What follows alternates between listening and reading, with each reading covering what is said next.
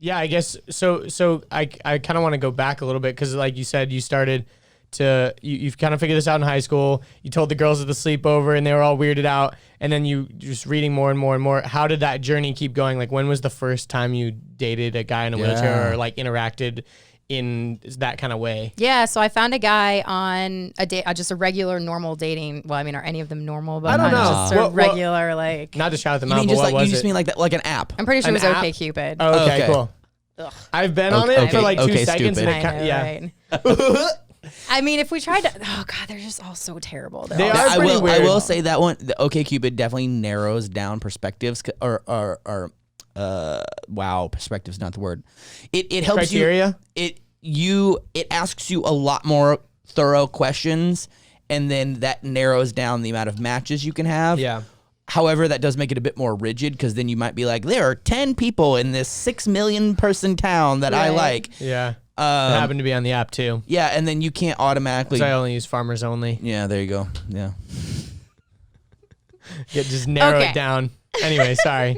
So you yeah. were on OkCupid. So I You was found on a dude. OkCupid. I found a dude. Were you like excited to like? Were you nervous to like tell? I don't know. Like how? I don't how think did you I ever. feel? I don't even think I ever told him that I was a devotee. I think we just went out Interesting. on a date because that was the first time that I was ever going to go on a date with. Were you nervous? Oh yeah, I was totally nervous. But then I got there. I am really good at like channeling my nervousness into excitement. Because anxiety and excitement is a very similar feeling. Yeah. Were you nervous to like mention things that he'd be like, "How the fuck did you know that about spinal?" You know, like I because like you was, said, totally was. If you like read books and things, you Yeah. probably knew a lot more Yeah. about I- spinal cord injury and things like Hindsight that. 2020. I think about one time I was on OkCupid here in Atlanta, and I went on a date with a girl, and I remember she asked like so many correct questions, and I was suspect. I remember even asking her. I was like, "So like, how do you know these things?" How do you know the brand of catheters I use?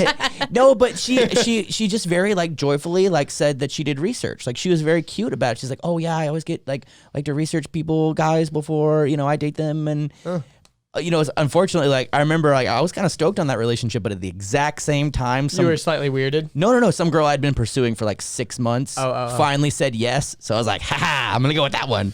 Yeah, like an idiot. But yeah, so you were nervous to Oh mention yeah, anything. no, I was totally nervous, and I remember during that conversation, I let him like go down the whole path. Well, I have to do this and I have to do that. I'm like, oh yeah, I know, I remember, but I just like let it go on because I didn't want to let on at all. But we went out on a date, and I remember, man, that date like rocked my world. We didn't do anything, don't go there, but it really did. Like we just had a great day out having lunch, and then lunch went really well. So then we went to an aquarium, and we just hung out at the aquarium, and I mean it was just a really really great date, and I just loved every single minute of it. And then I really started realizing like I want to do this more and more. You're like, I want to keep. But that was the dating guys only like date this. with that guy. It didn't progress past It didn't. I mean, we lived like 2.5 hours away, Oh, which yeah. wasn't horrible, but in his mind, it was like impossible, unmanageable. Yeah. And I'm like, 2.5 hours, seriously? All right, but whatever. I mean, Yeah. I drove like all the way to him. I mean, Yeah. whatever. Anyways, yeah, and so yeah, I mean, there is a lot of like swiping left on other sites, on Tinder, on Bumble, that kind of stuff. And I mean, I do still swipe right on some able-bodied guys, but you got to really rock my worlds. Right. Otherwise, I'm like, meh, it's not Yeah. worth my time. I don't have time for all this. Kind of I don't have time for all this able-bodied shit. Get out.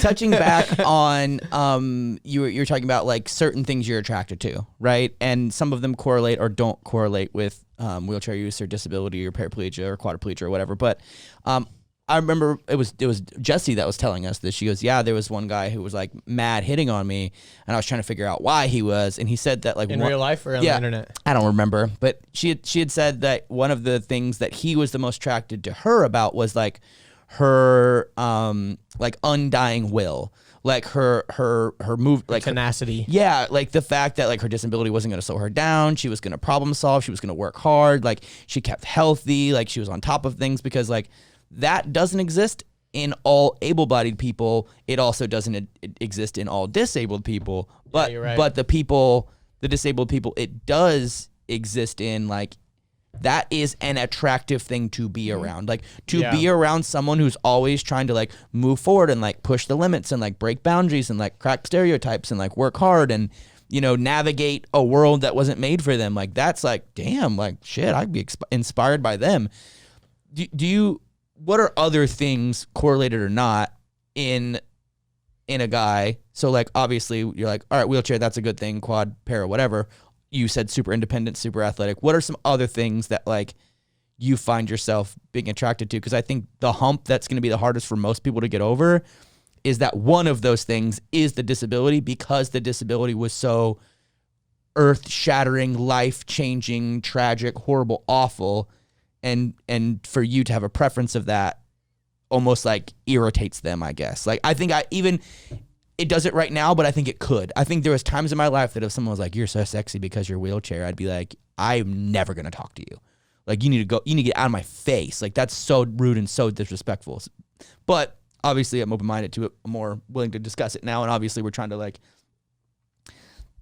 shine a light on a very misunderstood, very misrepresented community. It's like anything else that you'd look for in somebody. Like, there are still physical features of a guy that I typically like, and I want somebody who has the same beliefs that I have, whether that be religious or family. Like, I like somebody who comes from a good family and they're still close with their parents or their siblings or, those kind of things. If we like to do the same things, if we like to go places together, if we like to travel, I mean, there's still that kind of stuff.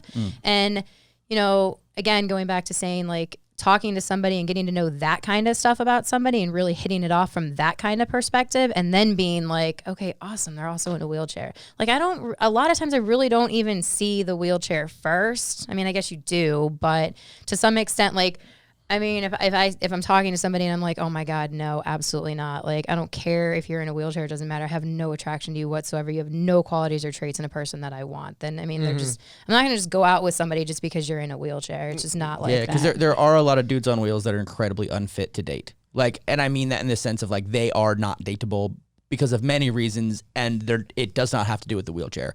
But a lot of them will say, "Oh, it's because I'm disabled. No girl wants to date me." And it's like, nah, because you're mean, you're rude, you're nasty, you're demanding. I'll be honest, I've sent a couple guys to your videos. I'm like, can you go watch these first, and then come back to me in like a year or two when you're in a better mental state. Go listen to some Richard. Go listen to some Richard, like some of the things that you need to do to get your confidence back and that kind of stuff first. Because I mean, I don't get it, but I get it. Like, there's... You don't have personal experience, but you understand. Fair, there's also a lot of dudes that aren't in wheelchairs that also still kind of have that... They're not dateable. I would say the word that the community that I would even... that comes to mind is like the whole like incel thing that's like people have been talking about the past, I don't know, 4 or 5 years or whatever that I've been hearing about it. But I mean, there's a lot of guys that aren't disabled that are also completely undateable for those reasons, for all kinds of reasons too. I agree. Yeah, facts. Yeah, totally. So you went on that one date with homeboy, and then how did it keep going?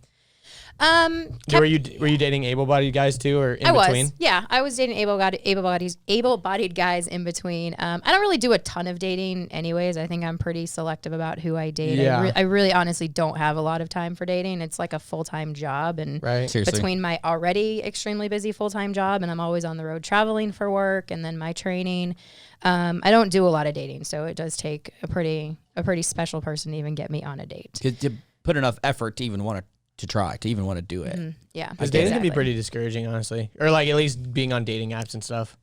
I was a little hopeful at the beginning of quarantine because guys were a lot more communicative. They were like texting all the time. They really wanted to have a conversation. Nobody wanted to get together because of, Corona and all that kind of stuff. And it was actually kind of nice. It was refreshing. Like, guys actually wanted to talk and like get to know everybody. And then because they weren't trying to just meet up and fuck. Yeah, you couldn't go out with anybody. So it was actually kind of nice. And then that quickly went by the wayside. I'm like, you dudes suck.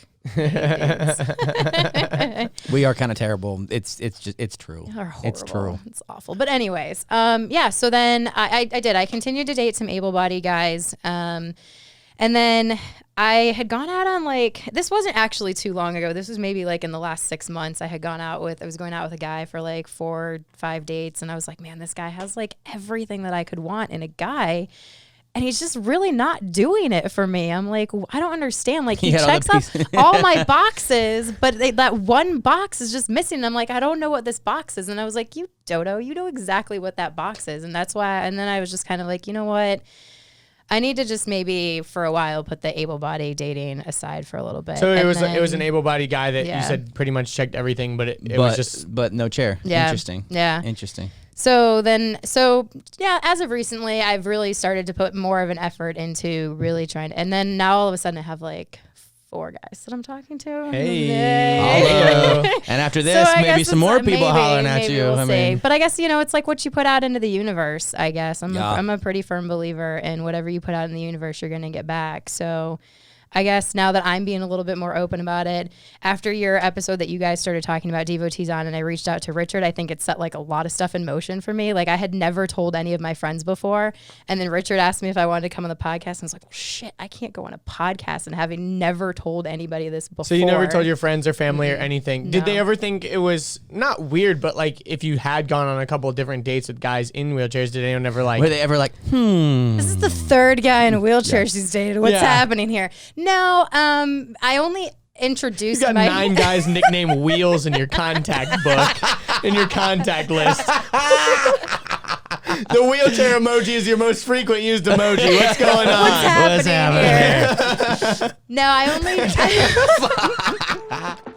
Hope you enjoyed that clip. If you want to watch the full episode, you can click right here. If you want to subscribe to the channel, you can click right here. If you want to watch more clips, we got 2 more right over here.